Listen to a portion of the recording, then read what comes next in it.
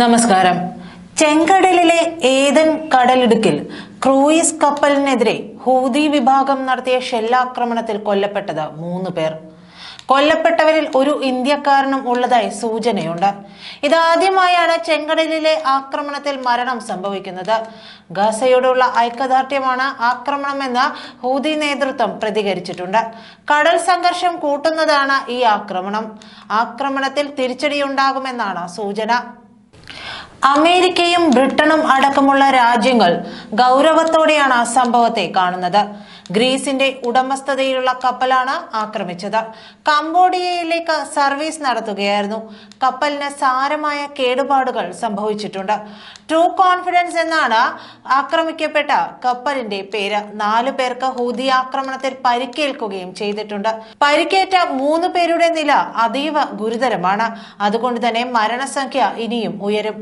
ചെങ്കടലിൽ ഹൂതികൾക്കെതിരെ അമേരിക്ക അതിശക്തമായ കരുതൽ എടുത്തിരുന്നു. ഈ നിരീക്ഷണങ്ങളെ എല്ലാം തകർത്താണ് വീണ്ടും കപ്പൽ ആക്രമിച്ചിരിക്കുന്നത്.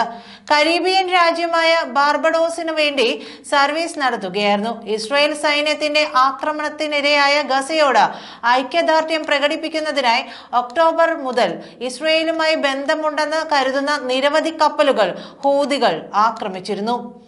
വിവിധ രാജ്യങ്ങളിലേക്കുള്ള ചരക്കുകൾ, എണ്ണ, ദ്രവീകൃത പ്രകൃതിവാതകം എന്നിവയുടെ കയറ്റുമതിക്കുള്ള പ്രധാന വഴികളിലൊന്നാണ് ചെങ്കടൽ. ഹൂതി ആക്രമണത്തെ തുടർന്ന് നിരവധി ഷിപ്പിംഗ് കമ്പനികൾ ചെങ്കടൽ വഴിയുള്ള കയറ്റുമതി നിർത്തിവെച്ചു. കേപ്പ് ഓഫ് ഗുഡ് ഹോപ്പ് വഴി പോകുന്ന ബദൽ റൂട്ടാണ് പല കപ്പലുകളും തിരഞ്ഞെടുക്കുന്നത്. എന്നാൽ ഇതുവഴി കപ്പലുകൾക്ക് 3500 നോട്ടിക്കൽ മൈൽ ദൂരം അധിക യാത്ര ചെയ്യേണ്ടി വരുന്നുണ്ട്. ഇത് യാത്രാ ചെലവും വർദ്ധിപ്പിക്കുന്നുണ്ട്. കപ്പലുകൾക്ക് നേരെ നടക്കുന്ന മിസൈൽ, ഡ്രോൺ ആക്രമണങ്ങൾ എത്രയും വേഗം അവസാനിപ്പിക്കണമെന്ന് UN ഉൾപ്പെടെയുള്ള രാജ്യാന്തര സംഘടനകളും US ഉൾപ്പെടെയുള്ള നിരവധി രാജ്യങ്ങളും ആവശ്യപ്പെട്ടിരുന്നു. യൂറോപ്പിനും ഏഷ്യയ്ക്കും ഇടയിലുള്ള പ്രധാന പാതയായ ഇവിടെയാണ് ഷിപ്പിംഗ് ട്രാഫിക്കിന്റെ 15% വരുന്നത്. അതിനിടെ ഗാസയിൽ അതിക്രമം തുടരുന്ന ഇസ്രായേലിനെതിരെ അടിയന്തര നടപടികൾ സ്വീകരിക്കണമെന്ന് സൗത്ത് ആഫ്രിക്ക അന്താരാഷ്ട്ര നീതിന്യായ കോടതിയിൽ ആവശ്യപ്പെട്ടിട്ടുണ്ട്.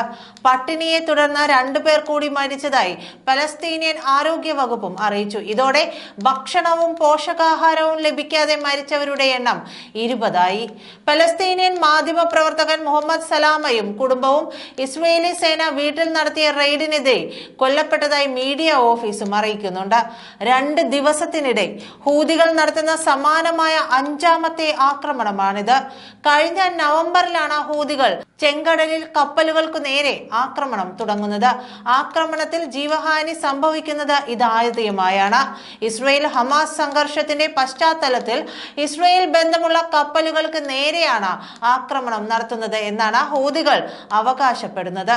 എന്നാൽ അതേസമയം ചെങ്കടലിലെ അന്തർ സമുദ്ര കമ്മ്യൂണിക്കേഷൻ കേബിളുകൾ മുറിഞ്ഞ സംഭവത്തിൽ ആരോപണങ്ങൾ നിഷേധിച്ച് ഹൂതികൾ രംഗത്തെത്തുകയും ചെയ്തു. മേഖലയിലെ രാജ്യങ്ങൾക്ക് ഇന്റർനെറ്റ് നൽകുന്ന കേബിളുകളെ തങ്ങൾ ലക്ഷ്യമാക്കില്ലെന്നാണ് ഹൂതികൾ പറയുന്നത്. US ബ്രിട്ടീഷ് സൈന്യത്തെ കുറ്റപ്പെടുത്തുകയും ചെയ്തു.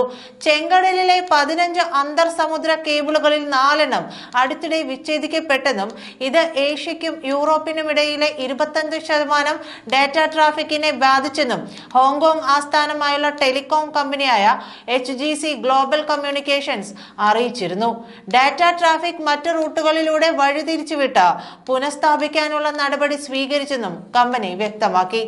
ഇന്ത്യ, പാകിസ്ഥാൻ, കിഴക്കേ ആഫ്രിക്കയുടെ ഭാഗങ്ങൾ എന്നിവിടങ്ങളിലെ ഇന്റർനെറ്റ് ട്രാഫിക്കിനെ സംഭവം ബാധിച്ചേക്കാമെന്നും കമ്പനി കൂട്ടിച്ചേർക്കുന്നുണ്ട്. നന്ദി.